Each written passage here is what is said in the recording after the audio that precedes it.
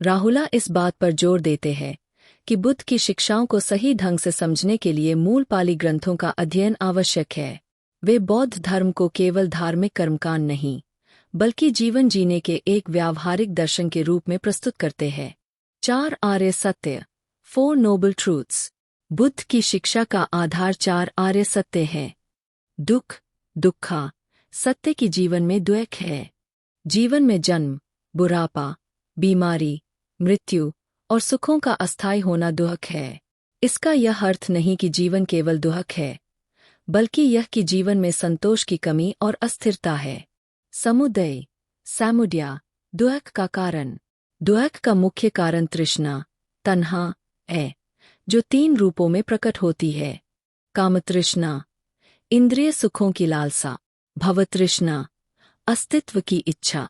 विभवतृष्णा, अस्तित्व खत्म करने की इच्छा। यह तृष्णा अज्ञान, अविद्या से उत्पन्न होती है, जो वास्तविकता को समझने में बाधा बनती है। निरोध, निरोधा, दुख का अंत। जब तृष्णा समाप्त हो जाती है, तब दुख भी समाप्त हो जाता है। इसे निर्वाण कहा जाता है। मार्ग, मैग्गा, दुख से मुक्ति का रास्ता। दुख से मुक्ति पाने का मार्ग अष्टांगिक मार्ग है, जो 3 हिस्सों में बंटा हुआ है। शील, एथिकल कॉन्डक्ट, सम्यक वाणी, सम्यक कर्म, सम्यक आजीविका। समाधि, मेंटल डिसिप्लिन, सम्यक प्रयास, सम्यक स्मृति, सम्यक एकाग्रता। प्रज्ञा, विजडम, सम्यक दृष्टि, सम्यक संकल्प। प्रमुख सिद्धांत, की डॉक्ट्रिन्स। अनित्य, अनीका, अस्थिरता। सभी चीजें अस्थायी है और निरंतर बदलती रहती है। इसे समझना मन को मोह और आसक्ति से मुक्त करता है। अनात्म, अनात्ता, आत्मा का अभाव। बुद्ध ने स्थायी आत्मा के विचार को नकारा। उन्होंने 5 स्कंधों, एग्रीगेट्स, को अस्तित्व का आधार बताया। रूप, फॉर्म, भौतिक शरीर। वेदना, फीलिंग्स, सुख, दुख और तटस्थ अनुभूतियाँ।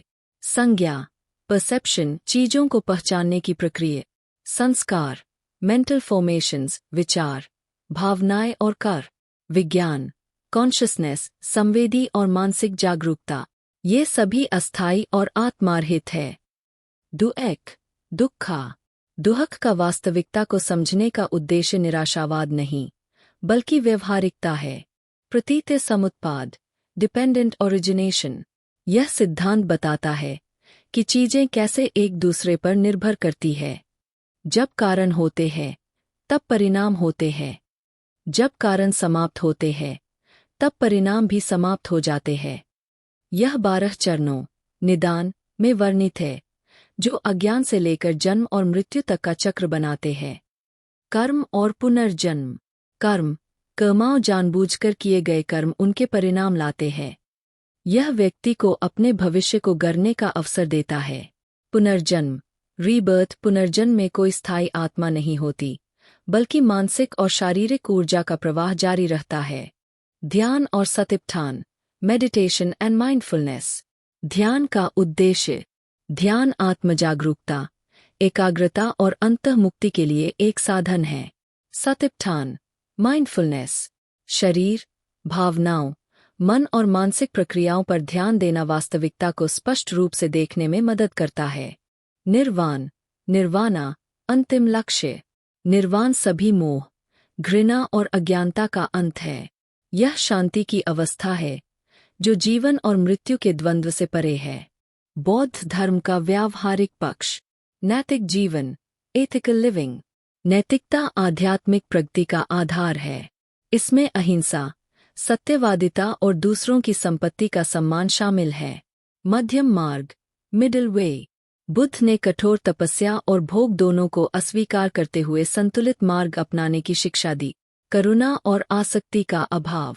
करुणा दुख को समझने से उत्पन्न होती है और आसक्ति का त्याग मुक्ति की ओर ले जाता है।